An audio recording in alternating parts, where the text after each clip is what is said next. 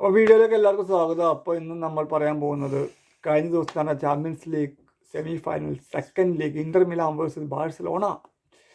എന്താണ് നമ്മൾ സാൻസിറോയിൽ കണ്ടത്? സത്യം പറഞ്ഞാൽ സാൻസിറോയിൽ കത്തുന്ന ഒരു കളി, പക്ക യുദ്ധം തന്നെ, അങ്ങോട്ടും ഇങ്ങോട്ടും. ആദ്യ ലീഗിൽ ബാഴ്സലോണ ഹോം ഗ്രൗണ്ടിൽ വെച്ച് നടന്ന അതേപോലെ തന്നെയാണ് ഇന്റർ മിലാൻ സ്റ്റാർട്ട് ചെയ്തത്. ആദ്യം ഇന്റർ മിലാൻ 2 ഗോൾ അടിക്കുന്നു. എല്ലാവരും വിചാരിച്ചു മത്സരം കഴിഞ്ഞിരുന്നു. പക്ഷേ കുറച്ചെങ്കിലും പേര് ഇന്റർ മിലാനെ സപ്പോർട്ട് ചെയ്യുന്നവർ പോലും വിചാരിച്ച് കാണില്ല ഇത് കഴിഞ്ഞിട്ടില്ല, അത് ബാഴ്സലോണയാണ് തിരിച്ചടിക്കുന്നത്. അതുപോലെ തന്നെ ബാഴ്സലോണ 2 തിരിച്ചടിച്ച് 2-2 സമനിലയാക്കുന്നു. അങ്ങനെ അടി തിരിച്ചടി 2 ഫാൻസുകാരും, ബാഴ്സലോണ ഫാൻസുകാരും നമ്മുടെ ഇന്റർ മിലാന്റെ ഫാൻസുകാരും കരച്ചിലും സന്തോഷവും എല്ലാവിധ വികാരങ്ങളും, ഈവൻ വ്യത്യസ്ത തലത്തിലും അല്ലെങ്കിൽ ഒരുമിച്ച് 2 വികാരങ്ങളും കടന്നുപോയാൽ അനുഭവിച്ച ഒരു മത്സരമായിരുന്നു കഴിഞ്ഞ ദിവസം കടന്നുപോയത്. 2 ഗോൾ ആദ്യം അടിച്ച് ഇന്റർ മിലാൻ ഓൾറെഡി ഇത് ഫിനിഷ് ചെയ്തു എന്നുള്ള ലെവലിലാക്കുന്നു. തിരിച്ച് ബാഴ്സലോണ ചാരത്തിൽ നിന്ന് ഉയർത്തെഴുന്ന 2 ഗോൾ അടിക്കുന്നു. 2-2 സമനില. കളി തീരാൻ 90 മിനിറ്റ് കളി അവസാനിക്കുക വെറും 4 മിനിറ്റ്. 86-ാമത്തെ മിനിറ്റിൽ 85-86 ആ മിനിറ്റിൽ റാഫീഞ്ഞ ബാഴ്സലോണയുടെ വിജയ ഗോൾ നേടി എന്ന് വിചാരിച്ച ആ ഗോൾ നേടുന്നു. അപ്പം എല്ലാവരും വിചാരിച്ചു, ബാഴ്സലോണ അടക്കം വിചാരിച്ചു കാര്യം കഴിഞ്ഞു. കാരണം ഇനി ആ കൂടി 4 മിനിറ്റ് കൂടി പോയ 5 മിനിറ്റ് കിട്ടും. 4, 5, 9 മിനിറ്റ് എങ്ങനെയും പിടിച്ചു തന്നു കഴിഞ്ഞാൽ കളി തിരിച്ചു പിടിക്കാമെന്ന് അവർ പോലും ചിന്തിച്ചിട്ടുണ്ടാവും. ഈവൻ ഇന്റർ മിലാന്റെ ആരാധകർ പുറത്തു പോയിന്ന് പറഞ്ഞു. എന്ന് പറഞ്ഞാൽ ഇന്റർ മിലാന്റെ ആരാധകർ ഇനി ഇല്ല, തോൽവി കാണാൻ വയ്യാന്നുള്ള ലെവലിൽ അവർ പുറത്തു പോയിന്ന് പറഞ്ഞിട്ട്. എന്ന് പറഞ്ഞാൽ ഇന്റർ മിലാന്റെ ആരാധകർ വിചാരിച്ചു കഴിഞ്ഞു, ഇനി ആ കൂടി 4 മിനിറ്റ് കൂടി പോയാൽ സെലിബ്രേഷൻ കഴിഞ്ഞ് 3 മിനിറ്റ് പ്ലസ് 5 മിനിറ്റ് 8 മിനിറ്റ് കളി കിട്ടും. 8 മിനിറ്റ് എങ്ങനെയും ബാഴ്സലോണ ഡിഫെൻഡ് ചെയ്ത് നിന്ന് കഴിഞ്ഞാൽ പരിപാടി കഴിയുമെന്ന് അവർ വിചാരിച്ചിട്ടുണ്ടാവും. പക്ഷേ കളി അതുകൊണ്ടൊന്നും അവസാനിച്ചില്ല. 90 മിനിറ്റ് കഴിഞ്ഞ് എക്സ്ട്രാ ടൈമിൽ അസർബി ഉയർത്തെഴുന്നേറ്റ് വന്നു. ഒരു കിടിലൻ ഗോൾ അസർബിയുടെ വക.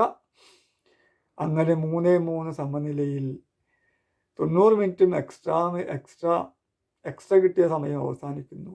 Incredible match. മത്സരം തീർന്നു എന്ന് ഓർത്ത് പുറത്തുപോയ കാണികൾക്ക് തിരിച്ചു വരാൻ പറ്റിയില്ല എന്നാണ് കേട്ടത്. അവർക്കത് കളി വളരെ നഷ്ടമായിട്ടുണ്ടാവും. അങ്ങനെ ഇതാ വീണ്ടും എക്സ്ട്രാ ടൈമിൽ ആദ്യത്തെ ഭാഗത്ത് എക്സ്ട്രാ ടൈം തുടങ്ങുന്നു.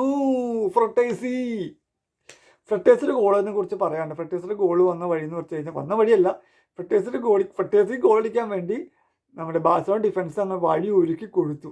ഫ്രട്ടേസ് എത്ര സമയമാണ് ആ ബോളായിട്ട് ബോക്സിൽ നിന്നറിയൂ. ഫ്രട്ടേസ് വെയിറ്റ് ചെയ്ത് എന്താ ചെയ്യണമെന്ന് വെയിറ്റ് ചെയ്ത്, ആ വെയിറ്റ് ചെയ്ത സമയം കൊണ്ട് ഡിഫൻസിനകത്ത് തട്ടി അകത്തായിരുന്നു. പക്ഷേ ഡിഫൻസ് തട്ടി അകറ്റിയില്ല. ഞാൻ മറ്റേ വന്ന ഗോളൊന്നും പറയുന്നില്ല, പക്ഷേ തട്ടി അകറ്റിയില്ല. ആ ഒരു ഗ്യാപ്പ് എടുത്താണ് ഫ്രട്ടേസ് ഗോൾ അടിച്ചത്. ആ സെലിബ്രേഷൻ മനസ്സിലാക്കാം. അങ്ങനെ ആവേശകരമായ മത്സരം പിന്നീട് അങ്ങോട്ട് കടന്നു പോകുന്നു.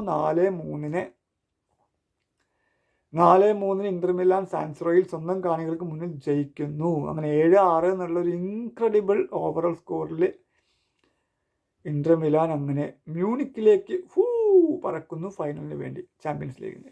അപ്പോൾ അവർ ആഴ്സണൽ വേഴ്സസ് പി എസ് ജിയിലെ മത്സര വിജയികൾ മാത്രമല്ല, ഓവറോൾ ഗോൾ അടിച്ചതിൽ ഏറ്റവും കൂടുതൽ 6 ഗോൾ അടിച്ചെങ്കിൽ ആ വിജയികളായിട്ട് ബയേൺ മ്യൂണിക്കിൽ ഏറ്റുമുട്ടുന്നു.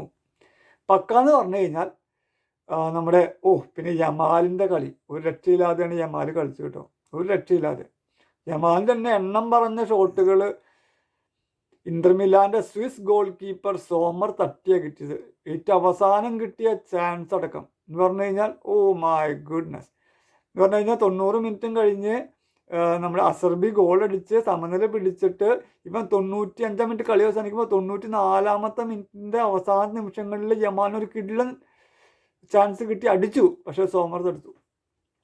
ഇനി 120-ാമത്തെ മിനിറ്റിൽ കളി തീരുന്നതൊക്കെ കുറച്ച് മിനിറ്റുകൾക്ക് മുമ്പ് യമാൻ ഒരു കിടിലൻ കറോട് ഷോട്ട് പറന്നാണ് സോമർ രക്ഷപ്പെടുത്തിയത്. സോമർ തന്നെയാണ് കളിയിലെ താരവും, പ്ലെയർ ഓഫ് ദി മാച്ച്.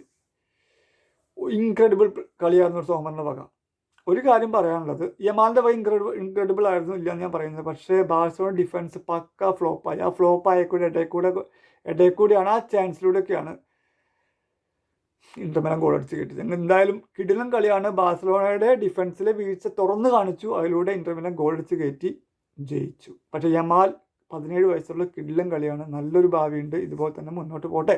അങ്ങനെ ബാഴ്സലോണയുടെ ചാമ്പ്യൻസ് ലീഗിലെ യാത്ര അവസാനിച്ചു.